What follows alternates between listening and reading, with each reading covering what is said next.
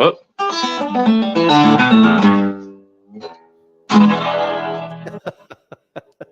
I'm back. We're back. Happy Monday. It is 5 o'clock. It's time for After Hours Real Estate. Guys, if you are trying to stay on top of what's happening in the Austin real estate market or the mortgage market, you found the right place. That's what we talk about here. Crazy. And Steve's just over here picking his nose on camera. I have this hair that's in my beard somewhere, and it's driving me crazy because I don't know where it is, but every now and then I touch it and it moves like across my face, and I'm like, get off my face. Anyways, hi. Steve's wife has long hair, by the way. I promise everything's fine. I'm okay. It's all good. Yeah, and we got Tim Allen Carrickers checking in over here. Howdy ho. Howdy ho to the neighbors. Howdy ho, neighbors. But yeah, guys, that's what we do here. And you know what? There's a couple of things to talk about today, my friend. Oh. Yeah. So let's start out with, I'm sure, what both of us are doing, which is reaching for the stiff drink on After Hours Real Estate, guys. That's the reason it is called After Hours Real Estate, is because we do have adult beverage from time to time, meaning every time. What are you drinking, buddy? The idea is that the layman to the industry gets to listen to a realtor and a lender talk over drinks. That was I believe the idea of the show. That is the entire idea of the show. Yes. And it started during 2020 when, the world was ending. And wouldn't it be interesting if people could hear our perspective of how the courts are shutting down and we can't submit paperwork anymore and you can't lock a rate, but you can. It's not really honored and maybe it isn't. Yeah, it was crazy. By the way, all of that stuff is recorded and in the interwebs. But it's people can find all of that stuff. Fun. What are you drinking? Anyways, buddy? Heineken, my friend. Still digging the Heineken. It's still a classic. Really, over the years, I've tried so many. I always go back to it. So, I mean, it says something. Yeah, no, that's absolutely. How about you? What's up? What are we drinking? Look, the sun is shining, so I am going. I can't even show you. It's a vodka drink. It's a vodka drink. I just can't it's not an excuse drink. It's a real vodka drink. No, that is a real vodka drink. Okay, it's not January anymore, Chris. My friends came up with this gin drink one time that has it's got kombucha in it, and you can call me a hippie, that's fine. It is guava kombucha, sparkling water, a little bit of lemon, vodka, and ice, and it is quite the tasty cocktail. I feel a little bit like Marcellus Wiley here. Not Marcellus, he's a football player. Anyway, Pulp Fiction reference, I blew it, whatever. You know what? Let's talk some markets here. Like I do at the beginning of all of these. I'm going to jump into this. We are going to, where's share screen? I can't even share screen. There it is. Let's talk about Bastrop, man. I actually got an email today. Somebody was very excited that I'm starting to do Bastrop real estate updates because of everything that's happening out there.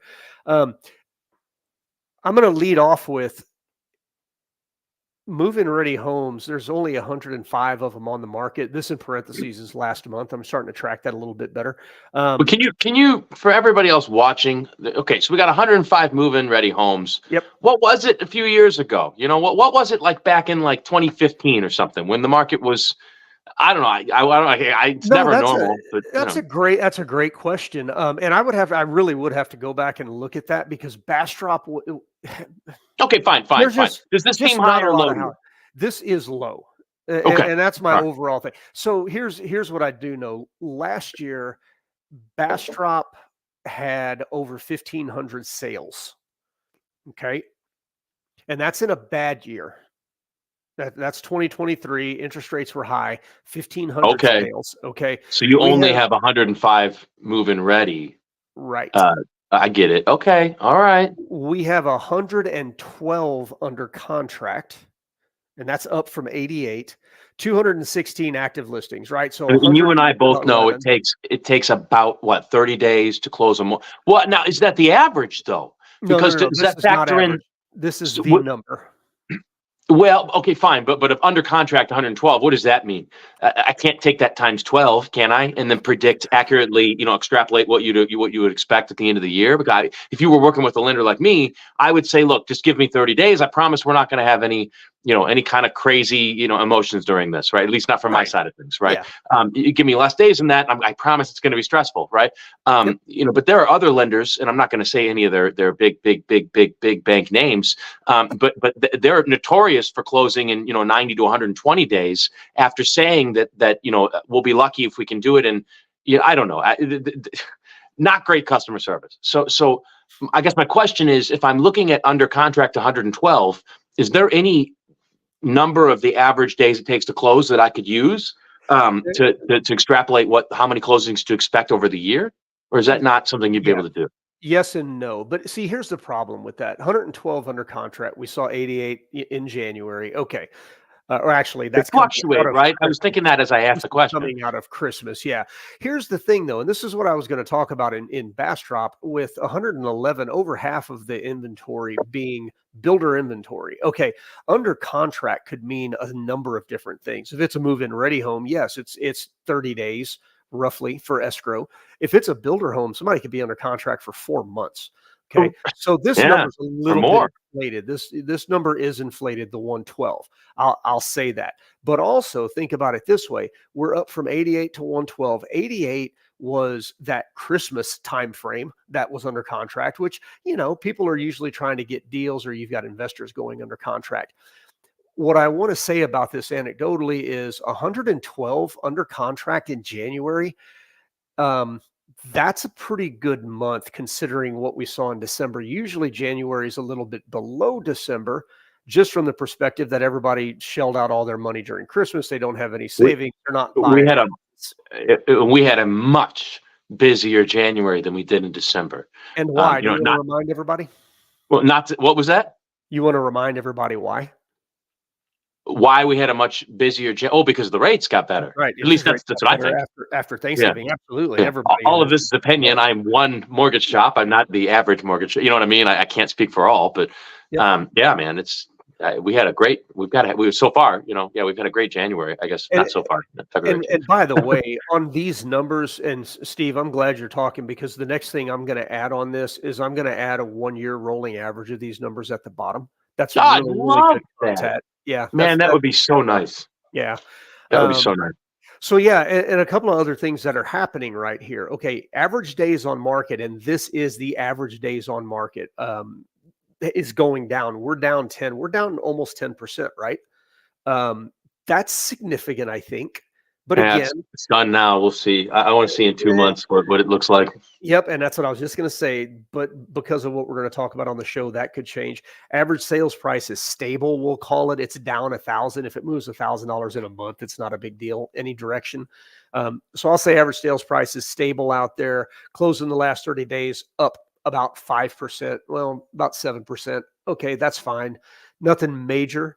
But okay, closing 46 in the last 30 days, 41 that closed during December.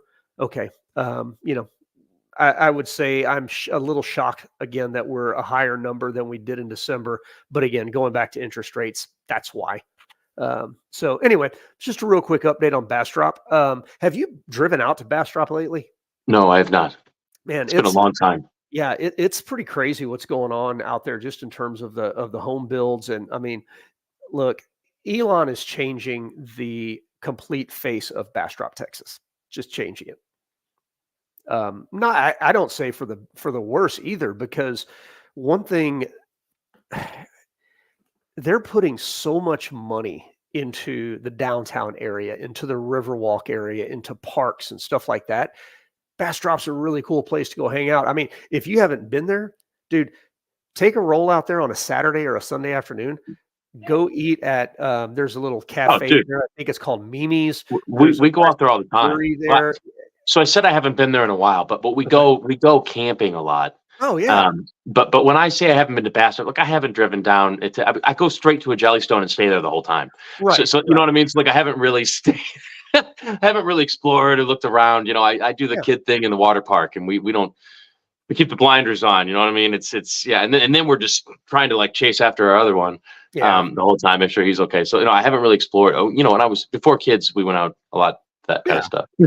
I mean, dude, downtown, man, downtown is really, really cool, and there's a lot of cool stuff, and they've got a little music scene coming on, man. They had James Nice. McMurtry played there in December. Like everybody, Nice. I mean, most people are like James McMurtry, but that's kind of a big deal for Bastrop, Texas. That's awesome. Cowboy songwriter. So yeah, Bastrop. That's kind of a recurring theme. I talked about it last week. Inventory starting to dwindle, and prices are going up or staying stable in Bastrop's case. But that may not be the case very much longer. Would you like to take over my mortgage lending friend? Yeah. Yeah. I thought you had something to conclude. I'm something to conclude, aren't I? Great. You're the conclusion. And so that's the great news. Now for the terrible news, Steve. Yeah. Well, yeah. So we had CPI come in, which let's just call it what it is. Consumer Price Index. What the hell does that mean, right? Bottom line is inflation's up. And it's not just up; it's way up. Some estimates, it was up 6 times as high as they were predicting.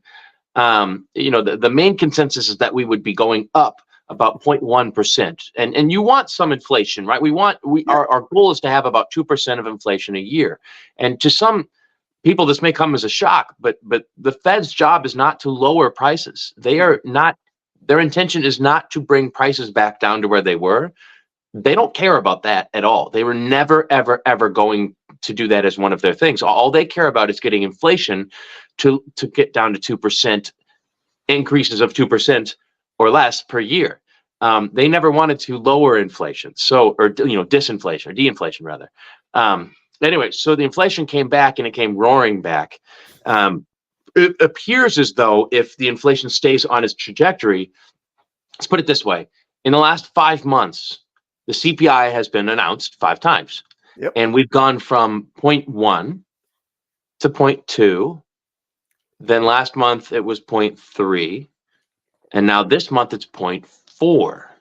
Okay, what does that mean? That means that month inflation went up by that number, 0.4%. We're escalating at this point. If you extrapolate 0.4 out, let's just say we stop accelerating, because we are absolutely accelerating by every measure of the word.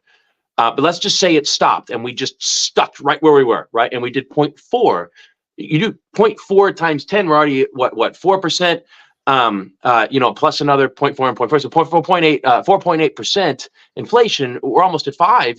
That's more than double what we're, and I saw this thing the other day. Since really the pandemic hit, we are almost 18% higher with inflation. It should only be, 2.46, maybe 8% higher. Yeah. Depending on when you start keeping track, right? But long story short, it's accelerating again, which is the only thing really that would make rates go up. So we raise rates everything that everybody thought this year. Yeah, so we raise rates to fight inflation, and suddenly, in January, December, people were asking, when is the first rate cut going to happen? Yeah, and they were expecting, we went from 0.1 to 0.2, but it'll drop back down to 0.1 again, and inflation, right? Well, it didn't. It went to 0.3, and that was scary. And now that it's 0.4, it's very clear that we're not slowing down. And so the rates violently reacted. Within 2 days, it was more than 100 basis points between a Friday and a Monday. And then, just guys, keep in mind, 200 basis points means 2 percentage points. Well, it was like 50 each day, but it means the price of a bond has dropped by roughly. You know what? We could talk later. It almost means that. It doesn't really mean that, but it almost means that. So, when you hear about basis points adding or rising or falling, what you're really listening to is the price of the bond, which dictates what the rate percentage is. It's all about how much money you can sell the mortgage for after the fact, after you've closed the loan out, and the basis points dictate how much loans can be sold for. So, if the basis points go down by 100 basis points, right, that mortgage company is sitting there with this mortgage that they locked in 15 days earlier, like, crap, how do we sell this thing without losing money? And they probably will lose money, right? And so, we like to think of the bank as some evil, thing, but at the end of the day, there's still people that get paid, et cetera. To And, make banks money, banks yeah, fail. that's their job. Their Yeah, job is to make money, to make investments, to pay right, stockholders. I mean, it's right. what it is. So now you own the bank, and the rates have gotten worse. Do you wait around? No, you No. immediately tell your lenders you may not lock at that. Now the new rules are here, or the new rates are here, and this is where we're locking, right? In fact, they don't say it that way. They just update their numbers, and there you go. Great. Sorry, rates are worse now. And rates are worse now. In fact, the rates are the worst they've been this whole year. Although this year has been better than last year, especially at times. So, we're not. If I went over the last 12, if I went back 12 months, I could find a worse rate than we are today. Right. But it's not. I looked at the average before we started the show, which is delayed by Friday, and it was on Mortgage Market Guide, and it was like 7 point something. It was in the low 7.1, I think. You could look there right now online. And that's a huge average extrapolated over thousands of lenders. So it's plus or minus quite a bit on both sides. But and that's what that website was showing. We locked somebody in the high fives just a month ago. Yeah. And, Well, and and so, I was going to say that's kind of where I wanted to go next. Is okay. Well, what does this mean for the housing market? Yeah, it's moved more than 1%, which historically means we're going to slow down again. Yeah. And so, and it, you don't even have to you go back 20 months. Go back to May of 2022, and when interest rates see that high of a spike that quickly, and actually you can go back 17 months to August of 2022. It's the second time that it happened in that year. And when interest rates jump, people freak the hell out. Because let's talk about the 1%. I mean, if you're buying a house and you're getting quoted arbitrarily 5%, right? Okay, and you're shopping for a $500,000 house. If that interest rate goes up to 6%, that 1% means your buying power has dropped 12%. And that's $60,000. All of a sudden now you're not buying $500,000 houses. You're buying $440,000 houses. Yeah, I found most people aren't conservative when it comes to buying a house. The question is, how much can I qualify for quite a lot of them. How much can I afford?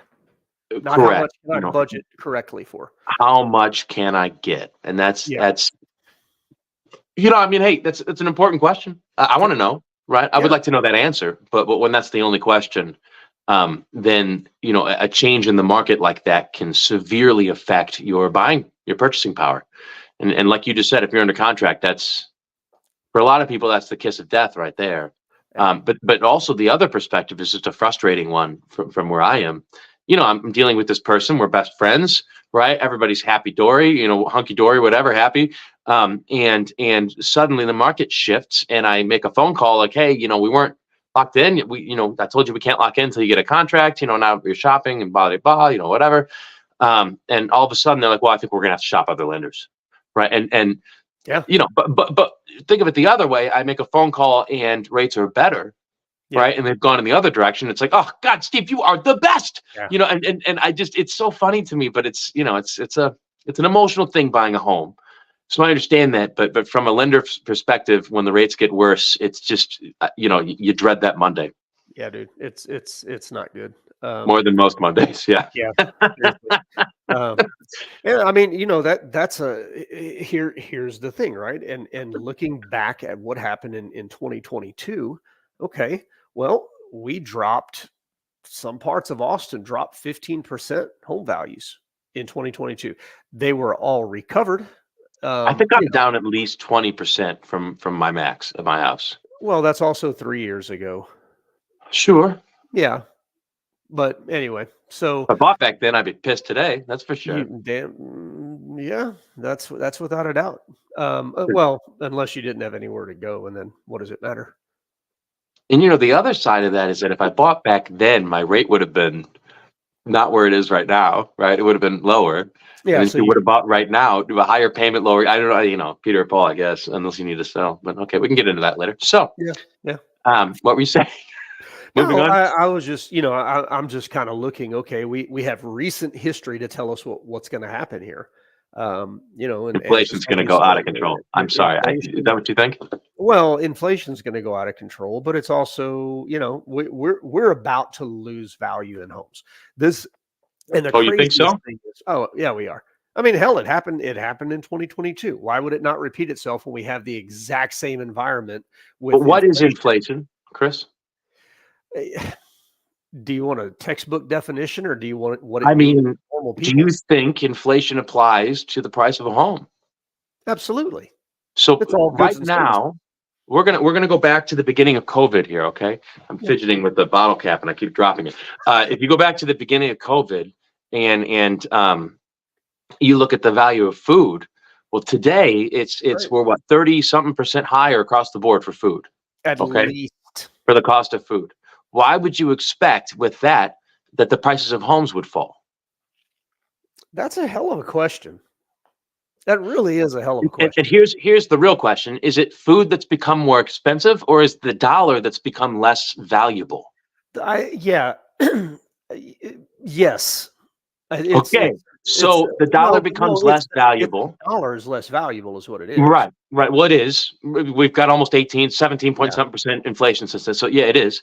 And so does that mean that a home should cost less or more, right? From just an economic standpoint. Cost more. Should cost more. More. Now, obviously, you throw in the supply, the demand, the price of the mortgage rates, etc. But I believe that prices have stayed where they are today because of inflation. I can't disagree. That's an interesting rabbit hole you just take us down, man. That's why you keep me on the show, right? Exactly. Keep me on the show. Keep me on my toes. Well, look, rates have been much higher. So just last year, we were locking people at 8.5% for lower credit scores, right? And investors were looking at 9 to 9.5% range. And then just to keep myself out of trouble, let's just say plus or minus 1%, because I don't know anything about your. We're not. This is not a promise to lend, right? What's the slogan at the bottom? But rates were pretty bad, and we're not there right now. In fact, rates are way better today than they were at the time I was just talking about. But this is what I was getting at a while ago too. Sure. This is it doesn't matter relatively, and I forget who it was. I want to say it was. Crap. Is it Ted Jones? One of my Twitter analysts that I follow. I think he was the first one that said it. That it doesn't matter what the interest rate is. Doesn't matter. Because people are going to buy houses, people are going to sell houses. That's literally what I said last show, right? Because of the supply and demand. The demand stays the same. Go ahead. But here's the thing. When you see huge swings and large volatility, that's what shuts people off. Because like I was just saying, 2 weeks ago, if I was looking for a $500,000 house, and now all of a sudden this week, all I can afford is a $440,000 house, that's two completely different homes. And now in my mind, I'm frustrated. I'm like, screw this. I'm out. And I'm out. And then when everything stabilizes, okay, well, now what do I do? All right, now, okay, I need to buy a house. I want to buy a house. And my rate is this, and I'm going to shop at $440,000. It's the psyche of the consumer. And that's what it affects. I'll still never forget. I had this client in December of 2019. Went under contract. I think it was 19. Yeah, pretty sure it was. When did the market go absolutely crazy with multiple offers? It was January of what? When we had that 98 offer in Round Rock? No, dude, that was like June or July of 2020, because we first started having almost multiple offers after we were in COVID for just a few months.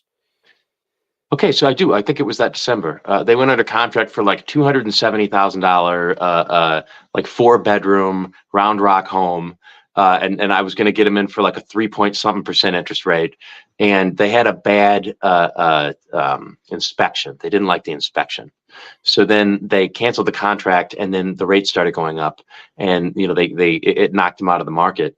And I'll tell you, it's stories like that where. You fast forward to today and assume those people have the same income. It's like they don't have a shot in hell. Hey, All I'm right. gonna pop onto here. John is in Florida. Hey, John, what's up, man? Coming here for Starlink. I told you, Elon is changing the Elon's changing the landscape. Don't really want to live in Bastrop. Okay, so Good yeah, 30 question. 45 minutes drive. Um, John, I will get with you offline on that because it really depends on exactly what you're looking for. And I know you said you don't know the area well. You've got an RV as well, so you can live in it in a few months.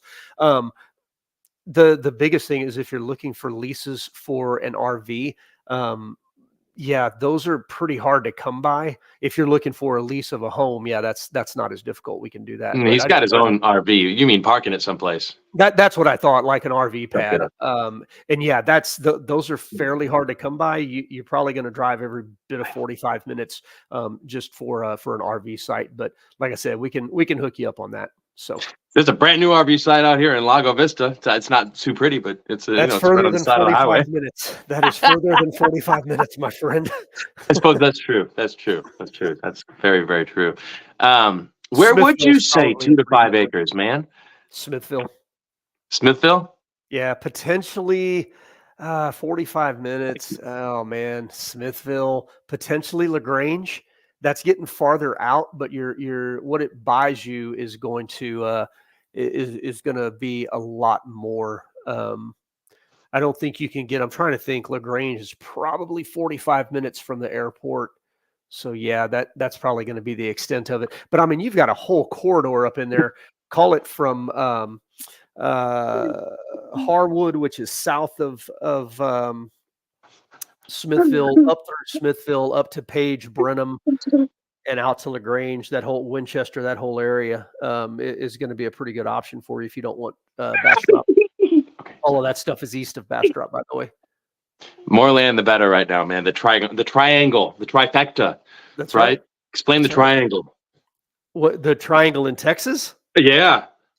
Well, Yeah. What's the projection that by like 2050 there won't be like a square block, ounce of land left over between San Antonio, the triangle. Dallas and Houston. So Yeah. San Antonio to the southwest, Dallas Fort Worth to the north, and then Houston to the southeast is, I mean, it's not, the Golden Triangle has a different connotation for Texans, but a lot of people are starting to call that San Antonio, Dallas, Houston, the That's Golden what I'm calling it. Triangle. I'm not a And realtor, so I can throw that stuff out there. That's fine. basically, what they're projecting is, especially along the interstate highways, there's going to be nothing but housing. And then as you look at that triangle, John, this is kind of for your knowledge, as that triangle starts squeezing out from the interstates, that's that area where Steve's saying it's better to get more land just because it's going to continue to fill in because that's the path of least resistance for people on the inside.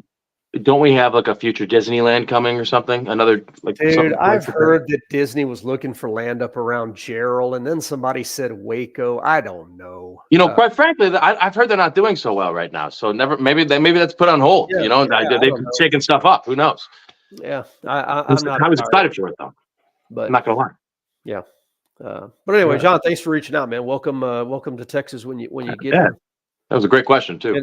And by the way, we've got a great lender and realtor that you can talk to over here. So what else is happening in real estate? Anything crazy you've heard of? Nothing nuts. I did have multiple offers on a property a couple of weeks ago. What's multiple? Two? More than two? Three. Okay. It's more than a couple. All right. You know what I'm noticing right now, and this speaks more to sellers than anything else. Oh my God, there's an article. I'm going to bring this article up in a second. If a house is ready to go, like renovated, painted, new floors, everything, if it's ready to go and you price it even remotely accurately, you're going to go under contract quickly. You're going under contract quickly. Yeah. Issue I've seen is sellers aren't listening to the realtors. No. I'm hearing realtors. They're like, yeah, I got 13 listings. I'm like, oh, really? How's that going? Terrible. Everyone is expecting 100,000 more. It's awful. We're chasing the market. Man, if you price your house low and get two people fighting over the home, you'll typically get more than you would if you would price your home high and get a low offer. Like it's because it never fails. If you price it high, you're going to be continuously You know chasing what the though? market. Where are the buyers? We don't know what we're talking about. You don't know what you're talking. You've been doing this for what, like a day? So, dude, Basically. you don't, whatever. It's fine. It's fine. So we'll wrap up with this. Am I too cynical? I'm sorry. No, it's funny. Great attitude, It's really Steve. funny. It's hilarious. Let's wrap up with this article that I read. Do I still have this thing up? Oh my gosh, I do. I'm going to do a video on this thing. And so I've kept it up. Oh my gosh, where's my present? Okay, here we go. All right. Can you see this article? Why are you bouncing so much? What are you doing? Oh, yeah, okay, what's this article? Young buyers Young want buyers. baby boomers to update their homes. Millennials are worried they'll This inherit just seems like properties. some old person that's angry with the young generation. Like Sally called me something I don't know what it meant, so I'm going to write an article about how angry she makes me. Look, Yeah, this sorry, girl go that ahead. wrote this has 3 names and 2 of them are first names. She's not old. Fine, okay. Then she's the person asking her parents for money. I think this is probably a ploy. She's like, "Hey, mom and dad, look at this article that was released under this like synonym name." Sorry, go ahead. But here's the thing: they're worried they'll Everyone's inherit doing properties in need of major renovations and repair, which could further hamper affordability. Okay, this is insane. Empty nesters own twice as many homes as their children. According to this study, many young families need extra space. Millennials with children comprise about a quarter of the 3-bedroom plus rentals. Millennials are waiting out the housing market for larger homes that can accommodate growing families. But the issue is that when they buy the houses, they don't want to renovate them. I'm just kind of going to the end of the study there, right? Because most of them were built prior to 80. Some of them were built prior to 70. The components need to be replaced. Okay. No one's listening to me because we're so loud. I'm gonna be quiet. I'm sorry. So anyway, that's the thing, right? Wrong one. The first video that I was going to make on that was going to be calling out millennials and be like, stop being so damn entitled. I just said, I bet you it was the millennial typing it in the basement. Yeah, right? No, I need an upgrade for my chair in this basement. It really hurts my back. It's my parents' fault I don't have a new one. Right, exactly. But then I got to thinking about it, and I know what that home seller is like.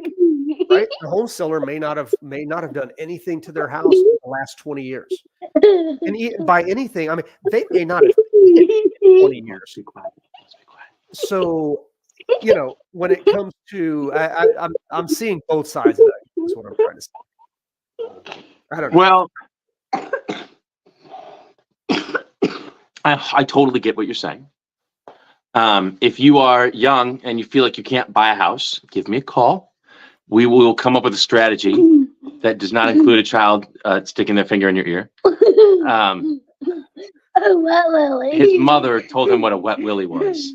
Perfect. And now we are all.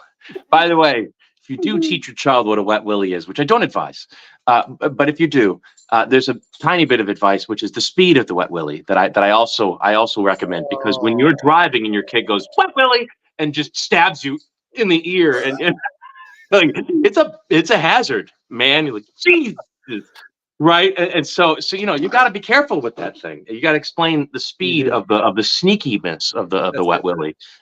I'm gonna hang on for 1 second, Steve. Hi, John's wife. The Red Rock. I'm a huge fan of Red Rock.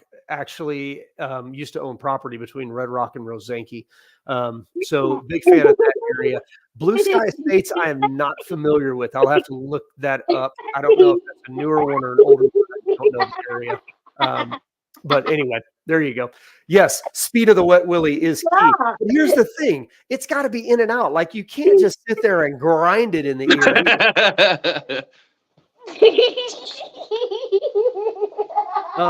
VA restrictions on raw land. I'm assuming, I'm trying to think, for lending purposes. All right. These are great questions. They are. We're going to have to stay quiet for a second. We're coming up on 35 minutes here. Yeah, restrictions are on raw land. You know what? As a lender, I would love to have that answer, and you'd think I should have the answer, but you need to have a special license to do land by itself, which I don't have. If you don't have a house on the land, I cannot help you, unfortunately. Sorry. And so, yes, the VA does have the ability to purchase raw land. Yes, but I do know that they land on raw land. Yes, I can't answer that. Yeah. Yeah. But yeah, they do. You can use a VA loan. In fact, in Texas, we've got Texas Veterans Land Board. Now, I don't know if there's any Texas Veterans Land Board land available in that area, but that's another something that may be worth checking out. I think they've got a website, texasveteranslandboard.org or something. Steve just cut out. But yeah, I will definitely, I'll circle back up with you guys, Maureen, and we can talk through that. But anyway, cool. Let's call it a day. You can go play Wet Willie with your son. That didn't sound good. Okay. All right. No, it didn't. But guys, this is what we do. Sometimes there's not as much laughing except for Steve and I. But anyway, we're doing it every Monday, and we'll be back next Monday again. See y'all soon. Peace out.